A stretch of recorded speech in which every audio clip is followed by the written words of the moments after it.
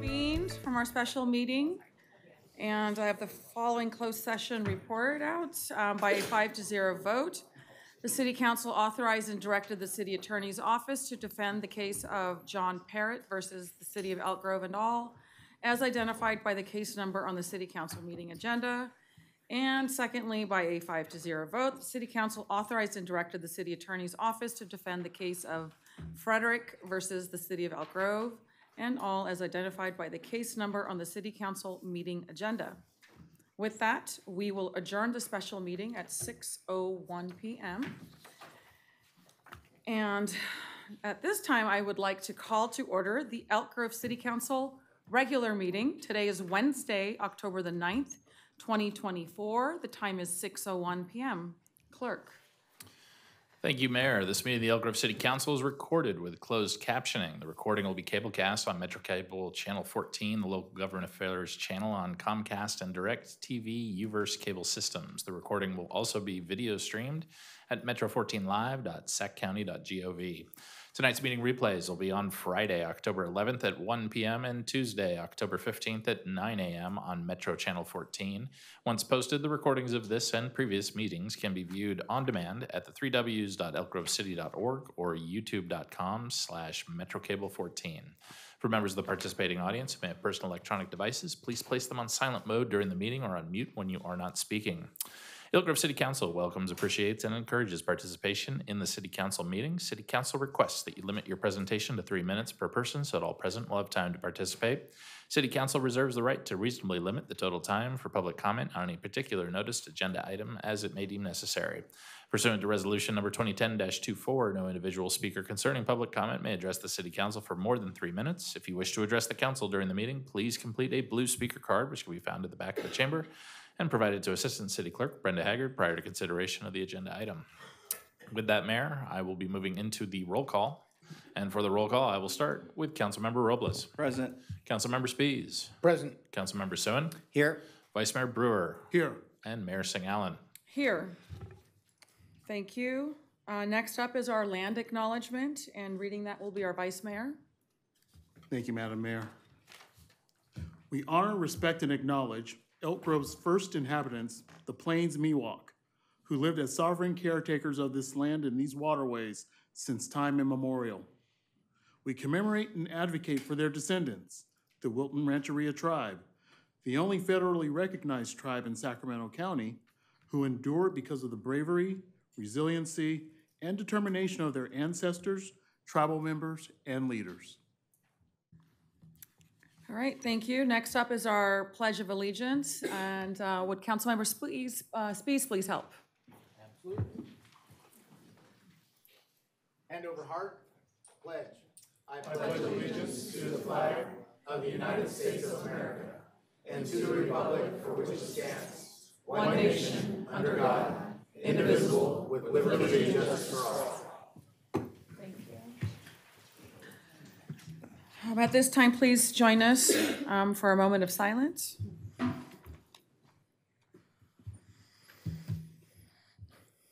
Thank you. Next up is our approval of the agenda. May I get a motion, please? So moved. Second. All those in favor, please say aye. Aye. Thank you. Next item, Clerk. Under Section 3, the closed session, there are no closed session items on the regular agenda, which will advance us to Section 4, our presentations and announcements, starting with item 4.1, which is a proclamation recognizing Monday, October 14th, 2024, as Indigenous Peoples Day. Wonderful. At this time, I would like to call up all of our friends and family, the representatives of the Wilton Rancheria, if you would please join us as we read the proclamation. All right, the proclamation for Indigenous Peoples Day, October 14th, 2024. Whereas the City of Elk Grove recognizes the contributions made by its first and rightful inhabitants, the Plains Miwok, and other Indigenous peoples that have substantially shaped the character of Elk Grove. And whereas we oppose the systematic racism towards Indigenous peoples in the United States and promote closing the equity gap for Indigenous peoples through policies and practices that reflect the experiences of the Indigenous peoples, ensuring greater access and opportunity. And whereas the United States endorsed the United Nations Declaration on the Rights of Indigenous Peoples, the Declaration, on December 16, 2010, and the Declaration recognizes that Indigenous peoples have suffered from historic injustices as a result of inter alia, their colonization and disposition of their lands, territories, and resources.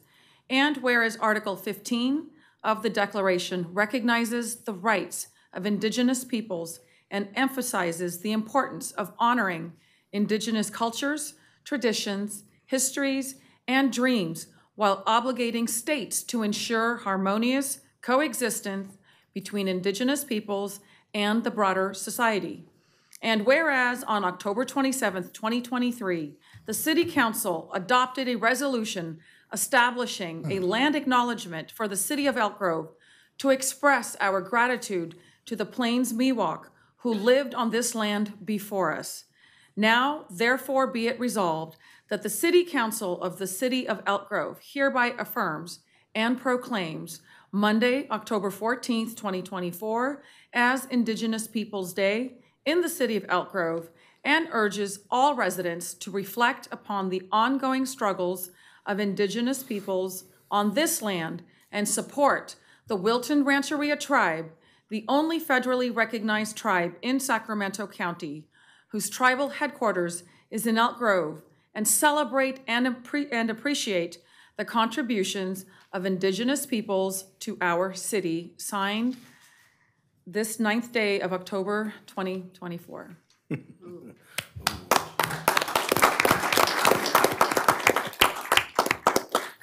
Chairman Tarango. Kuchi Irma, Majukshataka, Kane Yaset, Jesus Tarango, Tribal Chairman of Wilton Rancheria.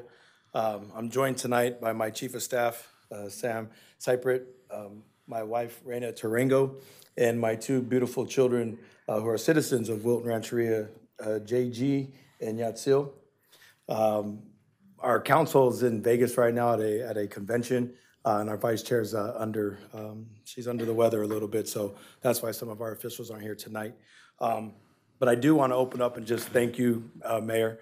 Things like this, I think that some people are just checking the box off for tribes or organizations or, anything. But this is meaningful. I think the intent behind the City of Elk Grove and what you guys wanted to do to recognize and honor our people is very intentional, and it's appreciated by my nation. But I have some words here that I'd like to share tonight. And so with that, I'm going to go ahead and get started. But again, thank you for the opportunity to stand before you today on the unceded territory of the Miwok and Nisenan people. It is with great gratitude and profound respect that I accept this resolution declaring Indigenous Peoples Day in our great city of Elk Grove. This moment is not just about recognition of the past, but a commitment to our present and future. It acknowledges the resilience, contributions, and enduring spirit of Indigenous peoples, those who have lived on this land for thousands of years and who continue to thrive and enrich our communities. Today, we celebrate our heritage and honor those who came before us. We remember the stories, the traditions, and the cultures that have shaped our identity as Indigenous people. We stand here not just to commemorate our past, but to inspire future generations to take pride in their heritage and to understand the significance of our connection to this land. By recognizing and celebrating Indigenous Peoples Day, Elk Grove takes an important step toward healing and reconciliation by sharing a true and accurate history of what happened on this land and across the nation. It signifies a willingness to confront the historical injustices faced by Indigenous communities and to engage in meaningful dialogue about our shared future. I encourage everyone in our community to use this day as an opportunity for education, reflection, and action. Let us work together to promote awareness of Indigenous histories, cultures, and rights, ensuring that our voices of Indigenous peoples are heard and respected. I would also like to express my heartfelt appreciation to each of you for your leadership and commitment to this resolution. Your support sends a powerful message of unity and respect for the Indigenous communities in Elk Grove and beyond. As we celebrate Indigenous Peoples Day, let us not only honor the past, but also pave the way for a brighter, more inclusive future. Together, we can foster a community where diversity is celebrated and all people feel valued and heard.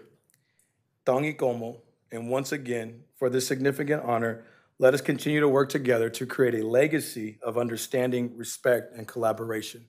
Tangi komu. Oh.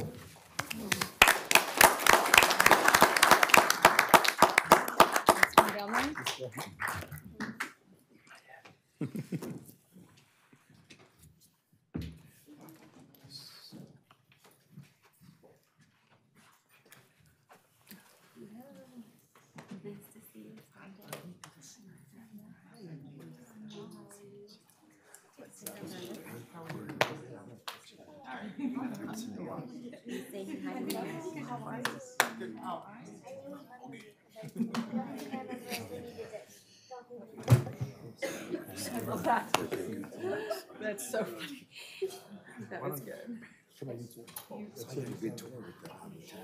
Oh, yeah, that was, Jay, there you go.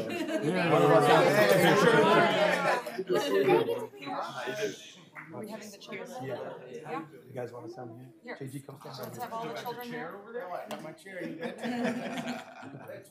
Here, and then you both are gonna hold this. Just in time. Step behind. You want it here? Get over here. There you go. Here we go.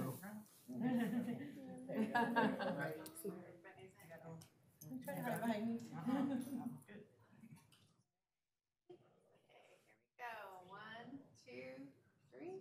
One more for good measure. 1, 2, 3. Thank you. See you all. Thank you. Yes, sir.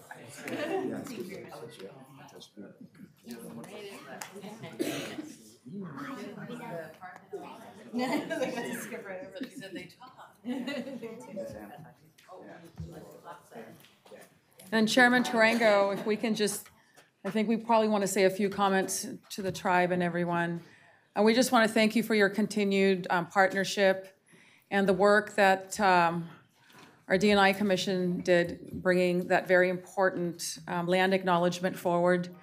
It speaks volumes to not only their dedication, but we wanted to make sure that we and those that follow us continue to honor.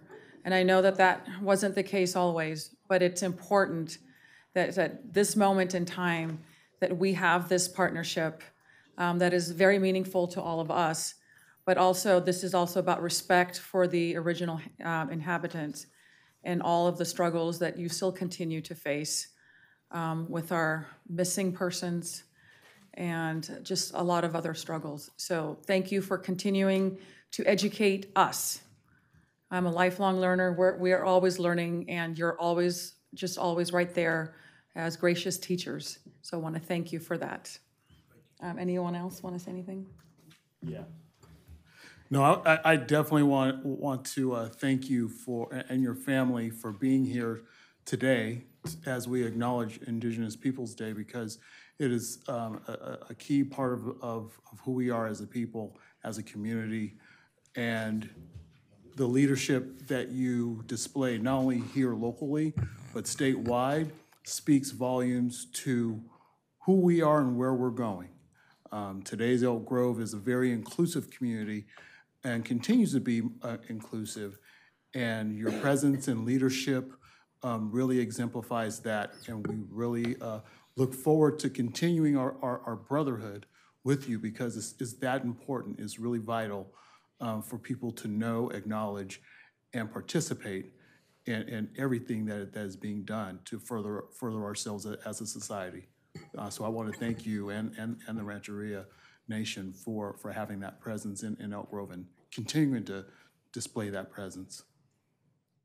Go ahead, Councilman. Sure. Thank you, Mayor. Just building off the Mayor and Vice Mayor's comments, Chairman Tarango, you came before us at the Sacramento Council of Governments, and I said this before, and I think it's worthy to say again, valuable to say again, when that is, there's a timing for every great leader, and I really truly feel like you are the perfect leader for your people for this time. If you think back to these last couple of years, the raising of awareness that you've done for the Wilton Rancheria tribe, and how you have elevated your people in not just awareness to anyone who is not indigenous, but within your own tribal community.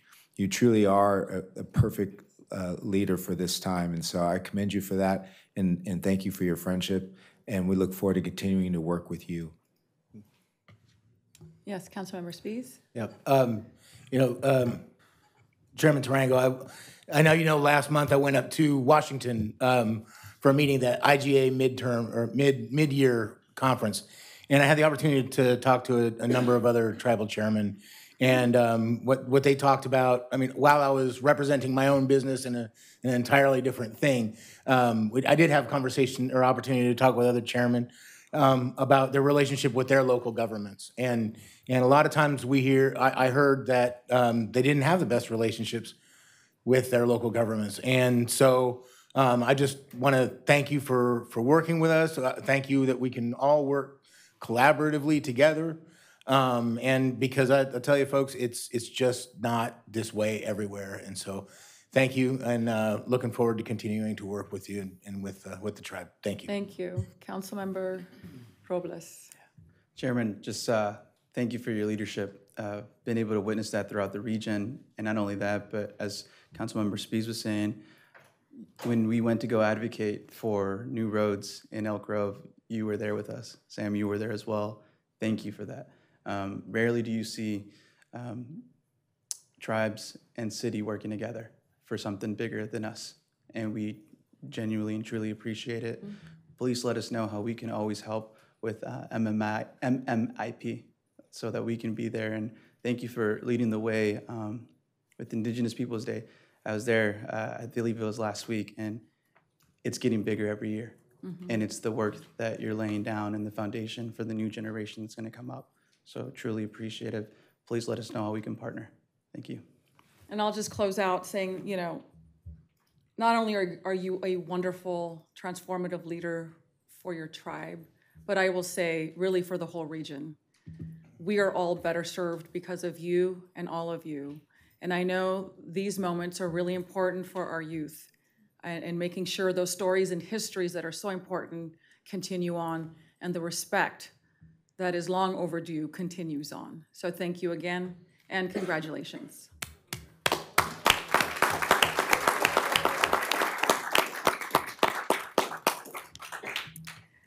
All right, next up is our Disability Advisory Committee Annual Update.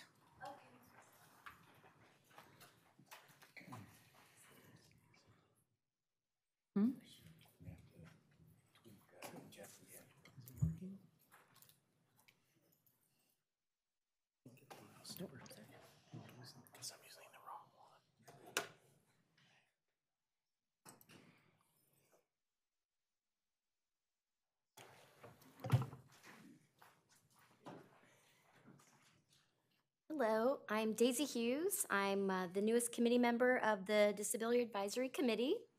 Our chair is Ted Clark, and other committee members are Steve Capps, Ann Hennessy, Val Chitra, and our staff liaison is Jim Ramsey.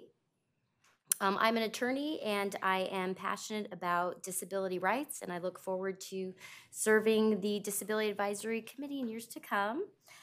The City Council formed the Disability Advisory Committee in 2001. The Council determined that 3 committee members must themselves have a disability, with the remaining 2 members identifying closely with those with disabilities.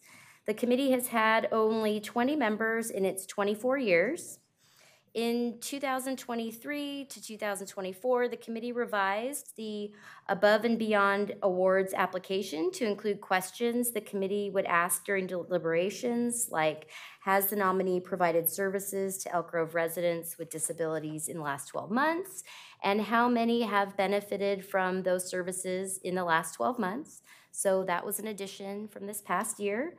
The committee provided feedback to staff on accessibility components of the 2024 to 2029 capital improvement projects, including curb ramps and sidewalk infill, which is the construction of missing sidewalk sections on streets that already have some sidewalks, and including curb ramps.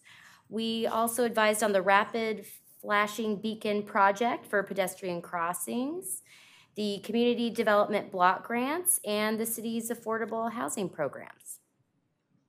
The committee also provided feedback to staff and to the Sacramento Regional Transit staff on transit operations.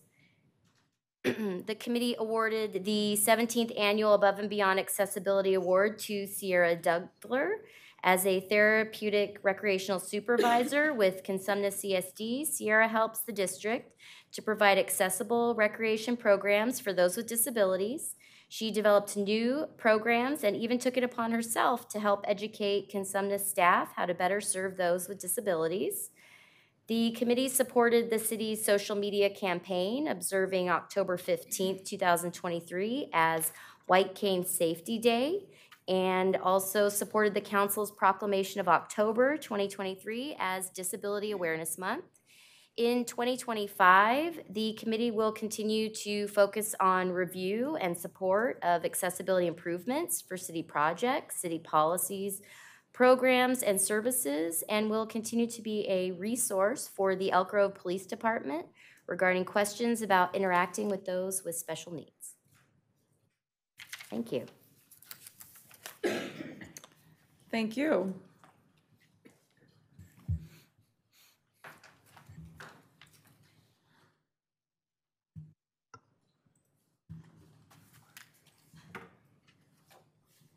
Does that conclude the report, or are we waiting on someone else?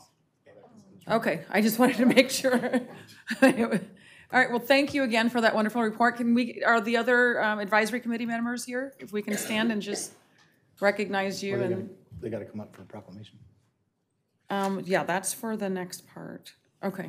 Isn't So that we are, next? okay, yes. So actually, this is a good time if you would like to come up. And as we talk about not only your presentation, we do have a proclamation that our Councilmember Spies will be reading. But just want to recognize all of you and thank you for your hard work and dedication to our city. Thank you. We're not used to getting the presentation so succinct, so it was, Like from one it was to, over before we even knew it was rolling, but. I taught her well. that's wonderful. Okay.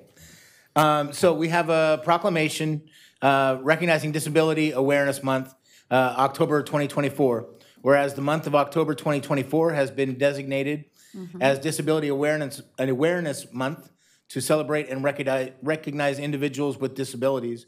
And whereas disability in no way diminishes the right of individuals to live independently, enjoy self-determination, make choices, contribute to society, and experience the economic, political, social, cultural, and educational mainstream of American society. And whereas family members, friends, and members of the community can play a vital role in enhancing the lives of individuals with disabilities, especially when the family and community are provided with necessary support services, and public and private employers are engaged in the capabilities of people with disabilities to be engaged in competitive work in inclusive settings. And whereas the goals of the city include provided individuals with disabilities the opportunities opportunities and support to make informed choices and decisions and contribute to their family, community, state, and nation and achieve full inclusion in society.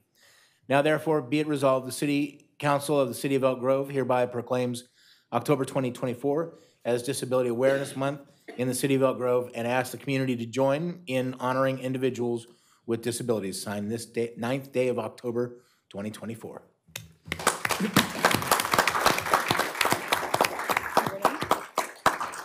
Yep. All right, we will meet you down there and present this to you. No, you got it.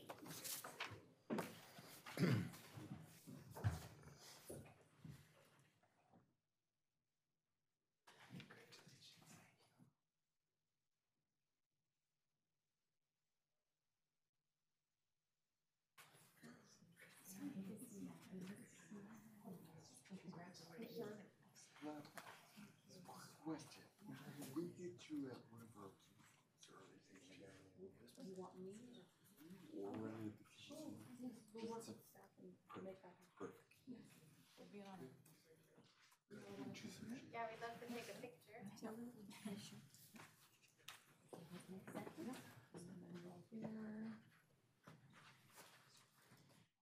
right here. Yep. Oh, perfect. Ready,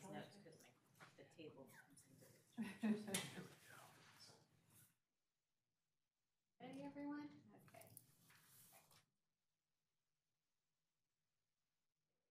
2, 3. Take one more. 1, 2, 3. Thank you. It's like a big cheese.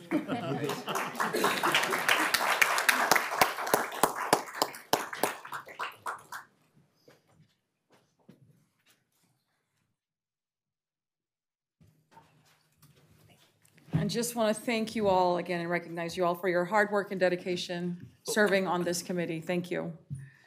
All right, next up is 4.4, recognition of the City of Elk Grove Disability Advisory Committee's 18th Annual Above and Beyond Program Accessibility Award.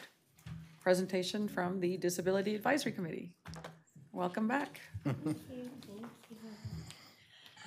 Good evening, Mayor, Vice Mayor, council members. My name is Val Shatra.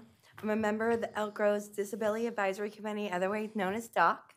I'd like to introduce my other members of the DOC committee. First up, Ted Clark, our chair, Steve Capps, also a member, Ann Hennessy, Daisy Hughes, also a member, our newest member, and Jim Ramsey, our staff liaison. Tonight we celebrate the city's 18th annual Above and Beyond Accessibility Awards. The award was created to recognize individuals, organizations, and businesses that have gone above and beyond for individuals with disabilities in our community. This award is important to DOC and the city because it recognizes Elk Grove's diverse community and care and support provided to those with disabilities. So the nomination application includes these questions, such as, has the nominees provided services to Elk Grove residents with disabilities within the last 12 months? Are the services free from discrimination? Does the nominee get paid for the services they provide? What are the services, why are they needed, and what is the benefit or impact of those receiving these services? I would like to thank all those who are nominated for this award, as they are all doing great work within our community. This year, the DOC committee will be handing out one award.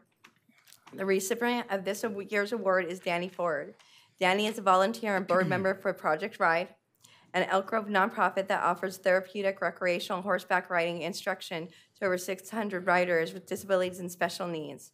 For more than a year, Danny has been volunteering as a leader, a sidewalk, or a board member. In nominating Danny for this award, Emily Cominici, I'm sorry if I mispronounced that, community outreach manager, said Danny is always putting the program first to make sure the riders have a chance to ride. Aaron Claxton, I apologize if I also butchered that. Another of the 6 people nominating Danny said he not only helps with the riders, the board, but also puts in even more work taking care of the barn, the ranch, and all the horses. Danny is an Iraq veteran while in the U.S. Army. He also has a son who benefited from Project Ride's opportunities to ride horses. We want to thank Danny for providing all these opportunities to those with disabilities that they might not ordinarily get, and for going above and beyond by working so hard in so many ways for those who participate in his organization. We would like to show Danny our gratitude by presenting a plaque which reads, City of Elk Grove Above and Beyond Accessibility Award honoring Danny Ford for outstanding and dedicated service to improving the quality of life for individuals with disabilities, Elk Grove, California, October 2024. Danny is here with us and would like to say a few words when appropriate, and here is the plaque.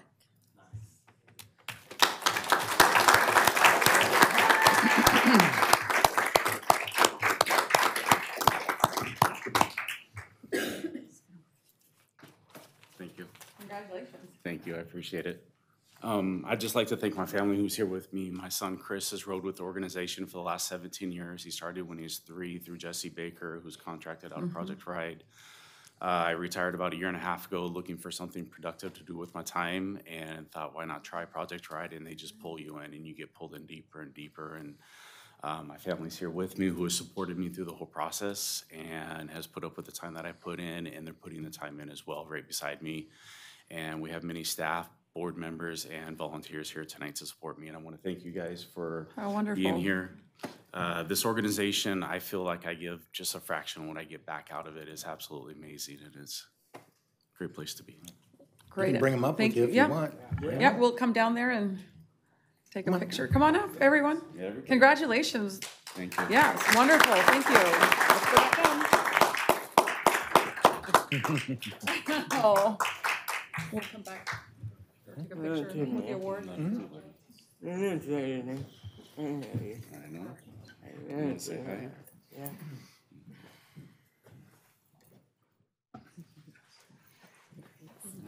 Can you say hi? Hi. How are you? Nice to meet you. Congratulations. Well deserved. Thank you. Let's all squeeze in here. Thank you for your service. You're welcome.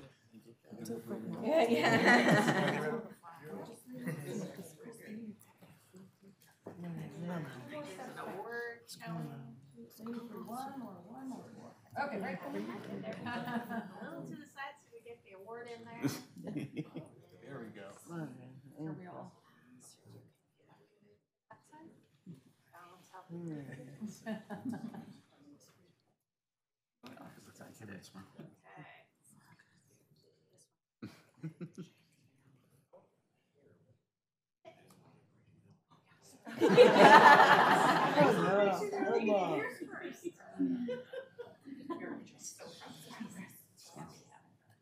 Ready? 1, 2, 3. One more time. 1, 2, 3. Thank you. Thank you.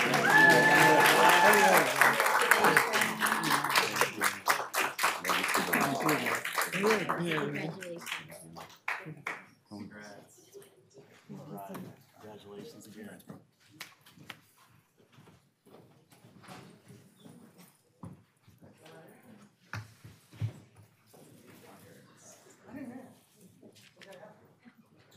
So, which branch of the service were you in? I was in the Army. The good one, guys. The good branch.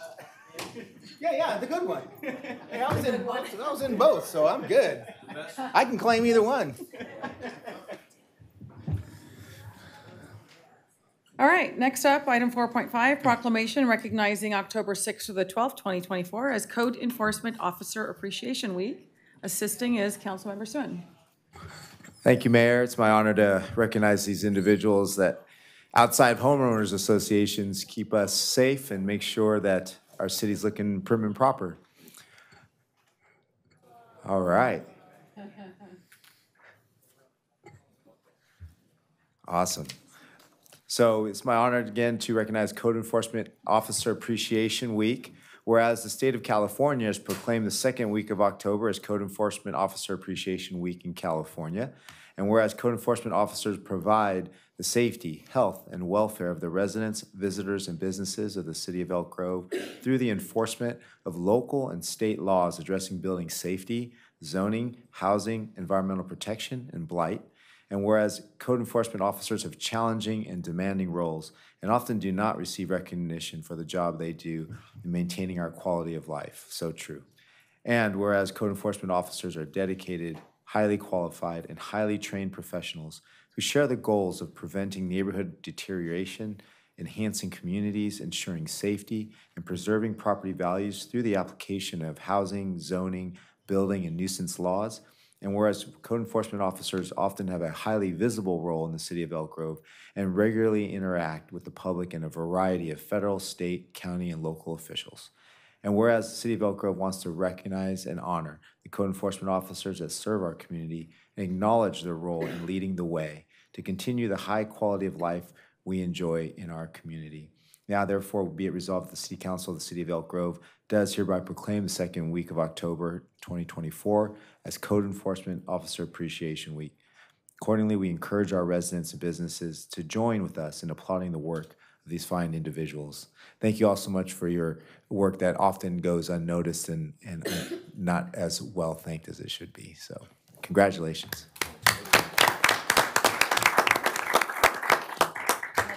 Good job? Yeah. Oh, we weren't gonna, oh, we can do it afterward.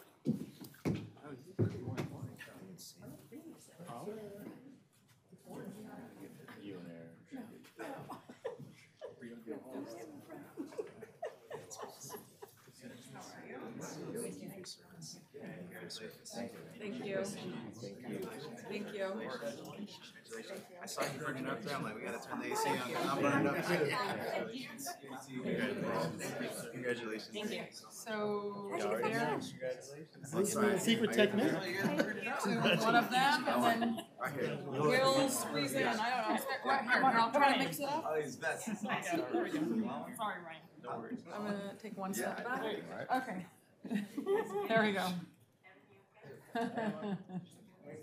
All good-looking people over here to get in. Yeah, that's it. We did on one side there. All right, everybody say Elknet. 1, 2, 3. One more time. 1, 2, 3. Thank you. Thank you, congratulations. Thank you for all that you're doing. It's good to have little squatty legs. Mayor. Did you want to let them say? Yes, of course. Do you want to say something? You just can't take a picture and walk away. All right, so off the cuff, it's great to be recognized by the city and by staff. Code enforcement does have a challenging job at times, and I can't thank my team enough. I'm sorry, I suppose I should introduce myself first. Sorry, I'm Ryan Huber. I'm the Senior Code Enforcement Officer. Our manager, Jose Mendez, couldn't make it today. He's on a honeymoon right now, so I'm filling in. But I have a great team. We finally got full staffed as of this week. So we have our newest officer here, but hopefully we'll be able to make some more proactive enforcement in the city to help clean it up a little bit. And we appreciate the recognition. Thank you very much. Thank We you all. want to thank all of you for all of your hard work. Thank you. Yes, Councilmember Spies? So before you go, so it's interesting because when you're out and about, you always hear folks, hey, I want code enforcement to do this, or I want code enforcement to do that, or they need to do this. Everybody wants code enforcement until it's their turn for the knock on the door, right? But the other thing was I had a community meeting at tennis court last Saturday. I don't know who's handling that situation. We don't need to talk about it, but what was nice was, as I explained to them, they were concerned about that they had to ask for assistance with a neighbor. They didn't want the person to be in trouble. They didn't want them to suffer any penalties or whatever. But as I was talking with them, and I helped them understand what Mr. Mendez had talked about at the Elk Grove 101 in terms of education first, right? Letting folks know, look, this is the right way, this is the expectation, right? And when I helped the neighbors understand that that was the process, they felt much better because they want those cars off the street, but they also didn't want any harm to the young gentleman who was running a business, right? So thank you for what you do. I know that when we get an opportunity to explain to people that we're about education first where we can, they very much appreciate it. And so thank you very much to you all for carrying that out. Thank you. And then Councilmember Swin also would like to say something. Thanks, Mary. I just want to close out to, we have a beautiful city in big part because of all of you. So please be proud of the work that you do. You can go to a lot of cities, older cities, but you see some dilapidated parts and you think, wow, I mean, is this really, even in California? And I feel like through your work, we're not even close to that. We're very well maintained. And so that is in large part because of you. So thank you very much.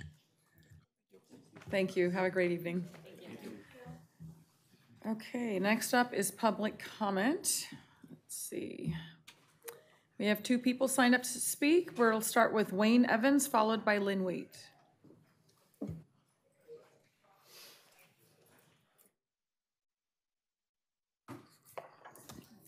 Good evening, Mayor, Vice Mayor, council members. Thank you for the opportunity to voice a grievance.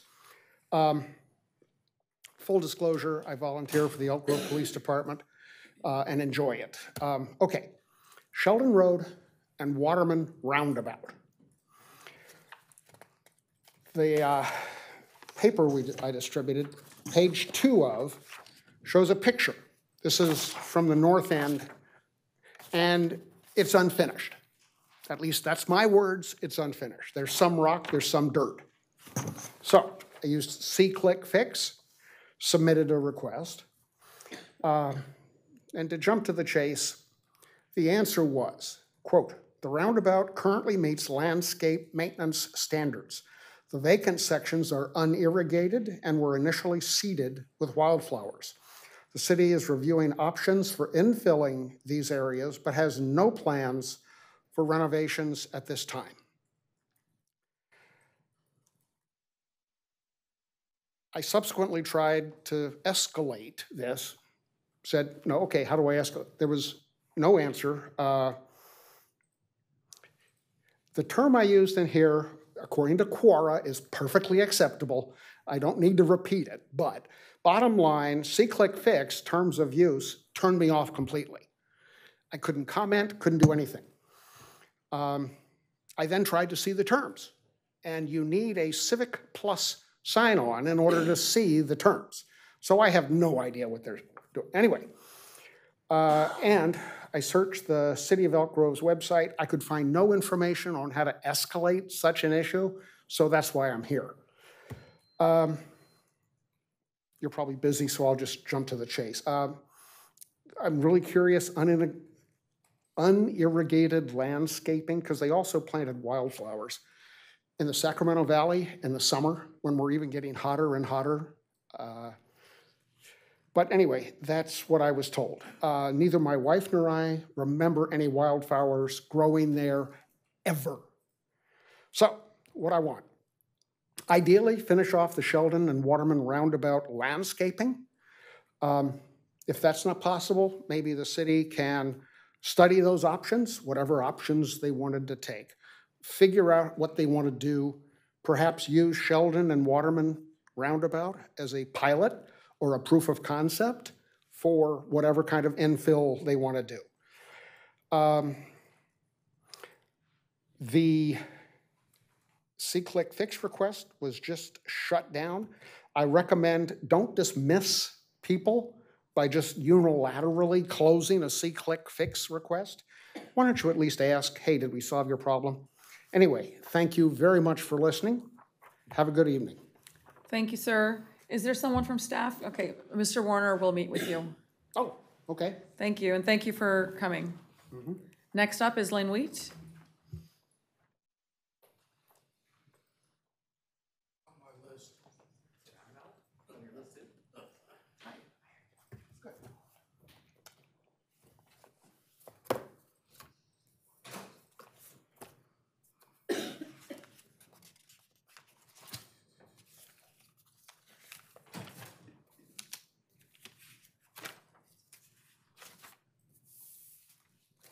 Good evening. My name's Lynn Wheat. And as I go out into the community and meet my new neighbors, I'm finding many don't understand about the zoo. Yes, we'd all like a zoo, but they haven't heard much about how it's going to be paid for. So tonight, for all those watching, I want to help us out here and discuss how you've elected to pay for our zoo. And I thought it appropriate to take out my checkbook. So here we have our Elk Grove Zoo Park. City paid taxpayers' money, pay-as-you-go monies, general fund reserve from three pockets of our money: capital reserve, economic development, and opportunity reserves. Second check that the Elk Grove taxpayers are writing: casino payment, roadway, tax in lieu payments for 1, 2, and 3 years, and the community facilities payments. Third check is CFDs, and I want to thank my neighbors that live in the Poppy Ridge and Laguna Ridge areas, because thanks to you, you're bringing us the zoo park. Last but not least is our Measure A and tree mitigation fund. Smaller amount there, but maybe some of that Measure A money could have helped complete our roundabout at Sheldon. Last but not least, we now have our Elk Grove taxpayer credit card. So we're going to begin that credit with a $15 million bond. And we're going to hope, we're doing this as a pay-as-you-go, and we're going to hope that we receive another $80 million in community partnerships. Total construction doesn't include operation of the park on a daily basis, is $302 million for phase 1. I think taxpayers are gonna have a big credit card, and we're gonna have a big debt, and we can pass this debt on to our children and our grandchildren. And we, as taxpayers, we didn't get to choose how we spent our money. You made those choices for us. And I'm clearly hearing that as I meet our neighbors. Thank you.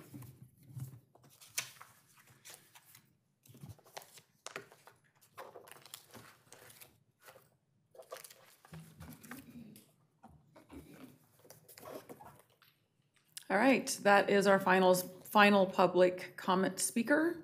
So we will move on to our next item. Good evening, Madam Mayor, members of the City Council. Jason Behrman, your city manager. Several items to report on this evening. First of all, I'm excited to announce the hiring of a new assistant city manager, Jackie Guzman. The position has been vacant since I was promoted about 6 years ago. Jackie currently works as the deputy city manager for the city of Sunnyvale in the Bay Area. Prior to that, she was the deputy for the city of Cupertino and served in a number of management and analyst positions for those cities, as well as the city of San Jose and the California Legislative Analyst Office. Brings a wealth of knowledge, experience, unique perspectives to the position.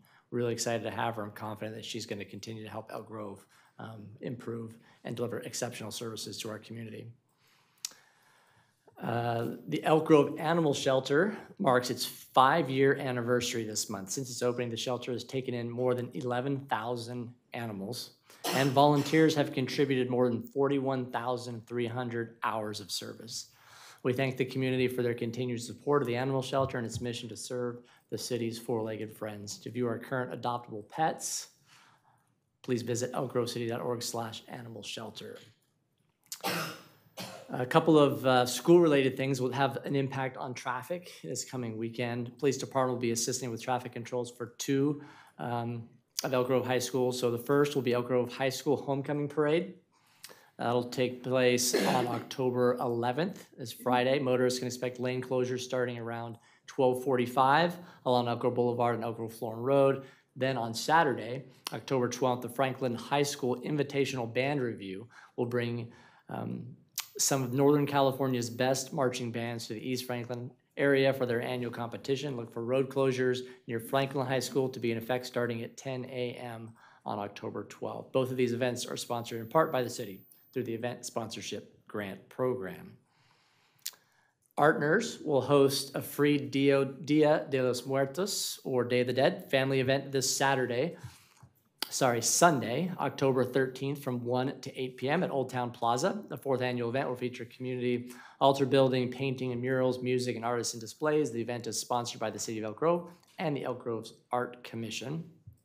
Just a reminder, the Affordable Housing Lottery is underway. Members of the community can put their name in for that lottery on the city's website. That does close on October 20th. We also are continuing the internet connectivity survey that's also available on our website. That will be up until Monday, October 21st. And then finally, there's 2 other cultural events happening this month at District 56. First is Diwali Festival commemorating the victory of light over darkness on Monday, October 21st with the USA Sanatan Sports and Cultural Association. Then Elk Grove Diversity and Inclusion Commission will celebrate Filipino American History Month on Tuesday, October 22nd with a special evening of storytelling and presenters from local leaders showcasing the immense contributions of the Filipino community. Both of these events are free and open to all ages. The details on our website. And that concludes my report. Happy to answer any questions the council might have. All right, thank you for that great update. Any questions, comments? Seeing none, we'll move on to our next item, which is our consent calendar items. Madam Mayor, Yes, sir. before we go into that, I just have a question procedurally. 7.4, I'm not looking to pull it from the consent calendar, but I need to note that I won't be able to vote in favor of it. So how do we want that to go? I don't want I think to. you vote aye except for that item. Is that how we're? Yes, Is that how we're gonna do it? Okay, cool. I just wanted to be sure I got it right. Thank you. All right, I'm opening up the public comment opportunity, and we have one person signed up to speak on item 7.4, Lynn Wheat.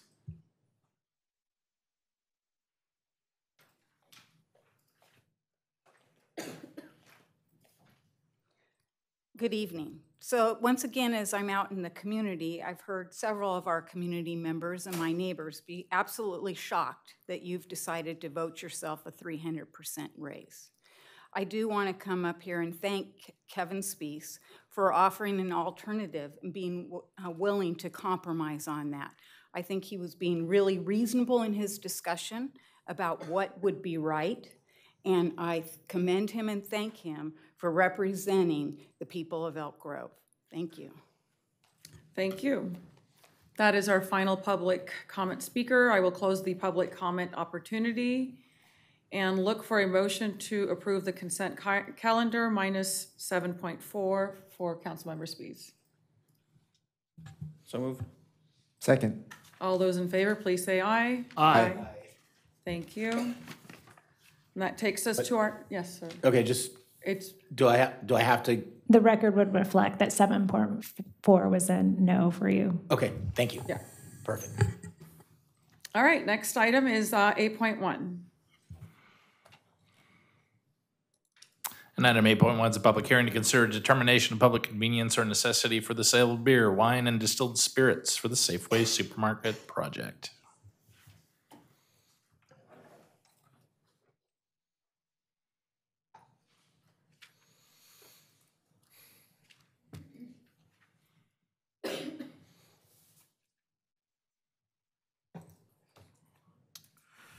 Good evening, Mayor Singh Allen, members of the Elk Grove City Council, Antonio Oblog, Planning Manager, here to present to you tonight item 8.1, which is a determination of public convenience and necessity for the Safeway Supermarket. This project consists of, again, a public letter of public convenience and necessity.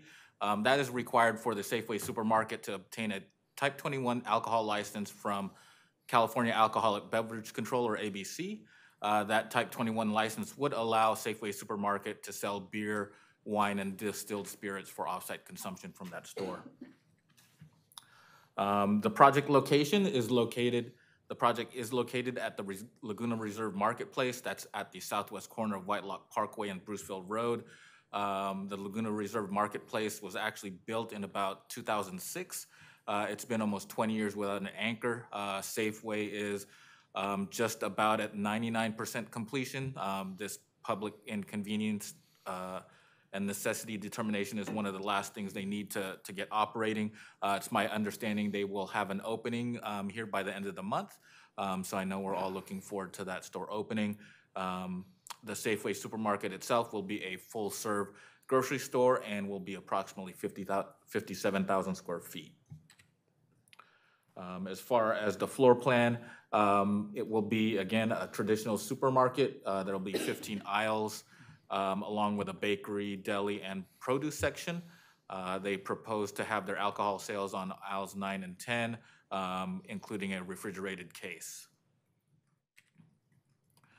As far as the determination of public convenience and necessity, under state law, ABC does require the applicant to obtain a letter of public convenience or necessity, or a PCN, based on two determining factors. One of those is if there is an overconcentration in that census tract of alcohol licenses, or if that crime reporting subsector exceeds 120% of the average number of crimes for reporting sectors within the city.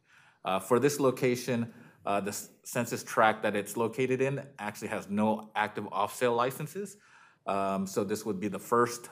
Therefore, Safeway Supermarket doesn't need a PCN for overconcentration. However, based on the recent reporting year for crime statistics of 2023, the crime reporting district had 170 crimes, which does exceed the 120% of the average number of crimes per reporting sector in the city. Therefore, a PCN is necessary to be granted by the City Council for this project. In reviewing this request for a PCN, the City Council must consider the proximity and number of other retail outlets selling alcohol in the vicinity of this project, the proximity of the requested retail outlet to schools, playgrounds, and other facilities serving young people, the proximity of that retail location to residential neighborhoods, and whether that retail location would provide a wide range of desirable goods and services or a unique type of goods and services to the surrounding community.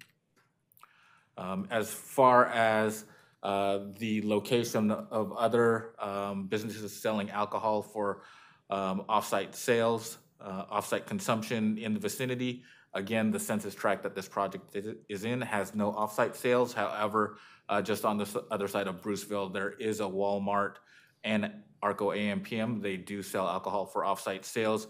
However, those are the only two locations pretty much in that whole area of town, that new growth area formed by the south part of Laguna Ridge and the southeast planning area.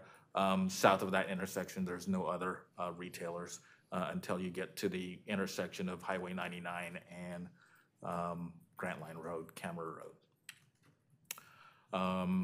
As far as nearby locations that do serve young people, the nearest park is Bartholomew Sports Park. That's approximately 750 feet from the proposed Safeway store. And as far as the nearest schools, there's no school within 1,000 feet of the proposed sale location. Those nearest schools are Arlene Hine Elementary and Franklin High School, the Franklin High School Johnson Middle School campus. Both of those are over 1,000 feet from the project site. Again, as far as those characteristics of the site and the sales that the council must consider, there are no other off-sale licenses in the census tract. There is appropriate separation from the Safeway supermarket to existing schools and playgrounds. This will be a full-service supermarket. It's the first full-service supermarket south of Whitelock Parkway. There is a Walmart store across the street. However, that's not full service. They don't have fresh meats, and their fruits and vegetables are sold in predetermined quantities instead of by the pound like you would at a regular grocery store. Though the supermarket is adjacent to a residential neighborhood, the sale of alcohol will be limited in the hours of sale from 6 a.m. to 12 a.m. And furthermore, planning coordinated with the police department in the review of this, and the police department determined that there's no public safety reason to oppose the finding of public convenience or necessity for this application.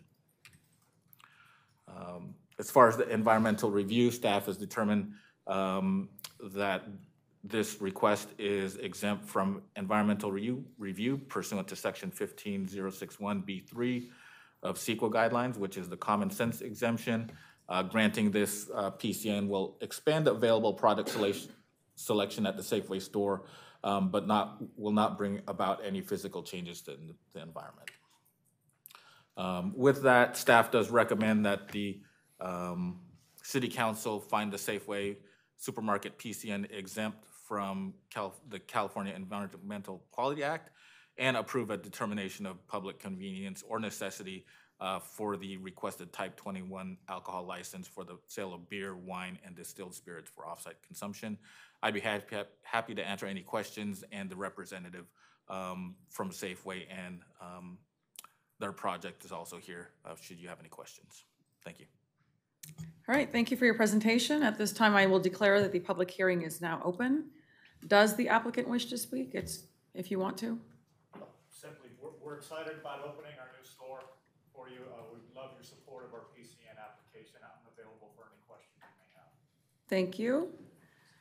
I will open up public comment opportunity. Nobody has signed up to speak. I'll close the public comment opportunity and declare that the public hearing is now closed. Any questions or comments? Move staff's recommendation. Can I get a second? Second. All those in favor, please say aye. Aye. Thank you, and I know the residents are very excited as well. Welcome to the neighborhood. Sorry. Yeah. All right, next item, 8.2. 8.2 is a public hearing to consider 3 actions: a resolution to execute an amended agreement on the operating protocols between the city and the Sacramento Transportation Authority related to the Sacramento Countywide Transportation Mitigation Fee Program, introduction of an ordinance repealing and replacing Elk Grove Municipal Code Chapter 1696 to reflect those changes to the fee program requirements pursuant to the amended agreement on operating program protocols, And for the trifecta resolution adopting the 2024 Sacramento Countywide Transportation Mitigation Fee Program Nexus Study and revised fee schedule, which are targeted to be effective January 1st, 2025. Good evening, Madam Mayor, Vice Mayor, and council members. I'm Renee Attar, Finance Analyst for the city. I'm here this evening with the presentation on the 2024 Sacramento Countywide Transportation Mitigation Fee Program Nexus Study Update. Before I begin, I also want to thank all staff that helped me get the staff report together and all of the updates required. So just a little quick overview of what I'll be discussing this evening.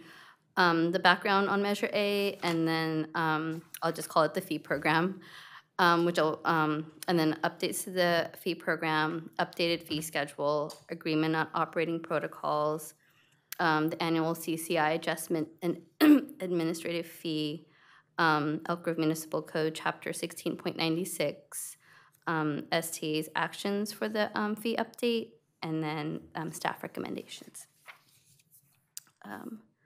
So let's go back to 2004, when Sacramento County voters approved a 30-year extension of the existing 0.5% Measure A transportation sales tax.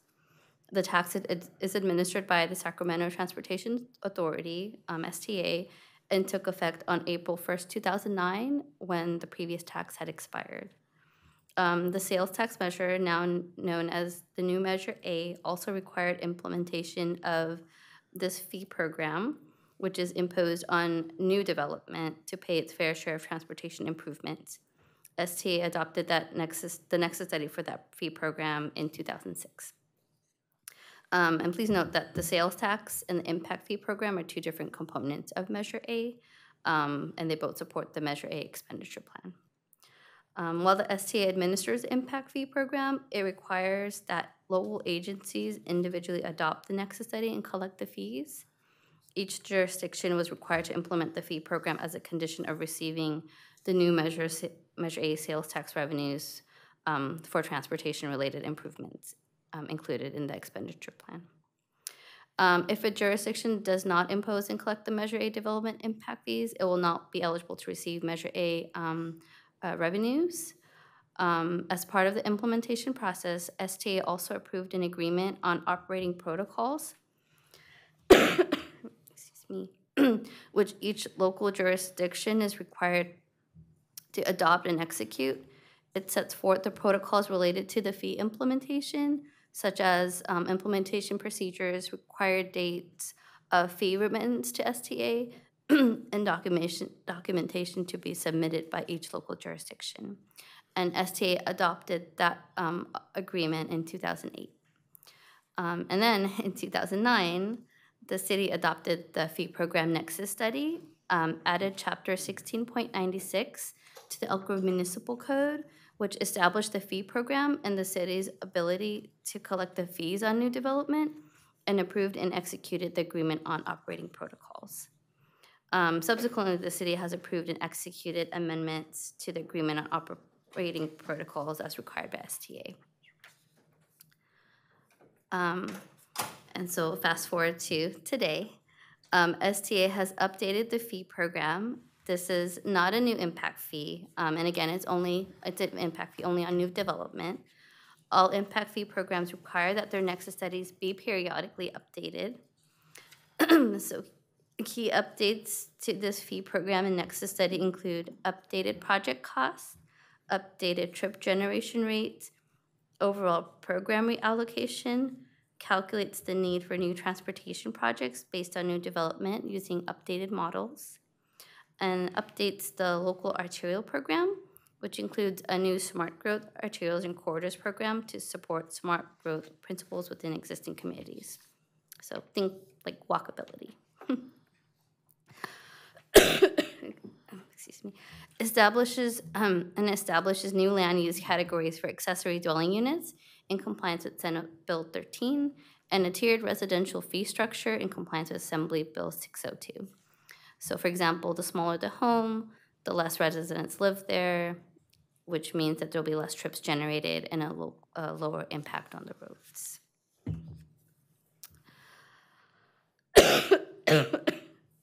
Sorry about that. Here are the residential fees. The current fiscal year 24-25 fees per unit are in the orange highlighted box. And right there. And that's under the current program. Well, the updated fees that will take effect on January 1st, 2025 are in the blue box. As a result of the combination of the updates in the previous slide, the overall fees on average have decreased. And then a similar table for the non-residential fees.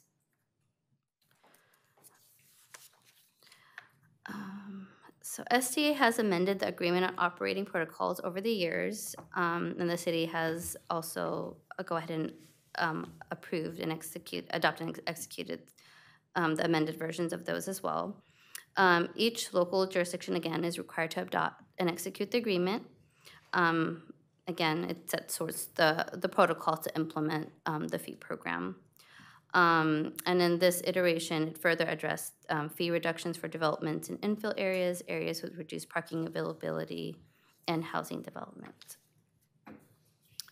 The STA shall annually adjust the fee schedule to reflect changes in construction costs using a construction cost index. The adjustment takes effect annually on July 1st, and STA notifies the city of the required annual adjustment. The agreement on operating protocols grants the city discretion to charge an administrative fee to support the costs to administer the fee program, as set forth in our municipal code, chapter 16.96. The city currently charges a 2% administrative fee, which applies to all land use categories, and we're going to keep it at 2% with the new update as well. And actually, all city impact fees do have an administrative fee that we charge to administer the programs. And then chapter 16.96 of our Elk Grove Municipal Code will be repealed and rewritten to correspond with the updates included in the agreement on operating protocols and the fee program nexus study.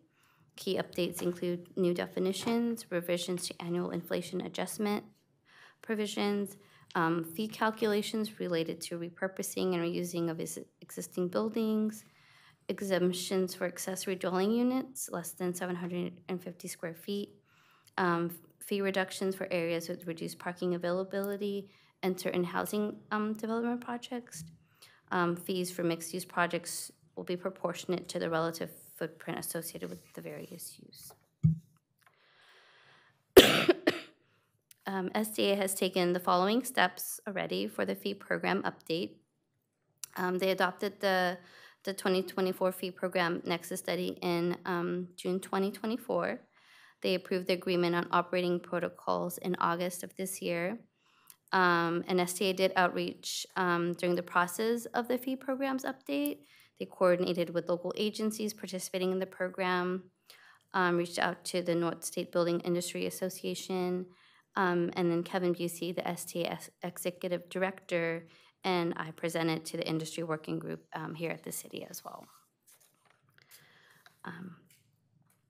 With all of that, staff has the following 3 recommendations. I don't know if you want me to read that, Jason, or if you want to do that.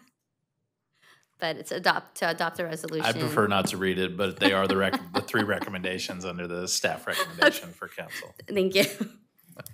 And each of the resolutions and ordinance do have a finding that they're exempt from CEQA. And that concludes my presentation. Thank you for your time and consideration. And I also want to introduce Kevin Busey, the STA Executive Director. He is here to answer any questions you may have, and just to thank you for him being here. And that's all. All right, thank you, and good evening, Kevin. Good to see you again. All right, I will declare the public hearing is now open and open up public comment opportunity. Nobody has signed up to speak on this item, so I will declare the public hearing is now closed. Are there any questions or comments for staff? Otherwise, I will look for a motion to adopt actions 2, 3, and 4 of the staff recommendation. Move to adopt actions 2, 3, and 4 with staff's recommendation. Can I get a Second. All those in favor, please say aye. Aye. Okay. Next item. We have no regular agenda action items this evening, so that takes us to our council comments, reports, and future agenda items. I will start to the left. Councilmember Suen, do you have anything to report? Thank you, Mayor. We just had our regional SAN district meeting today with Councilmember Robles. Thank you. Nothing to report.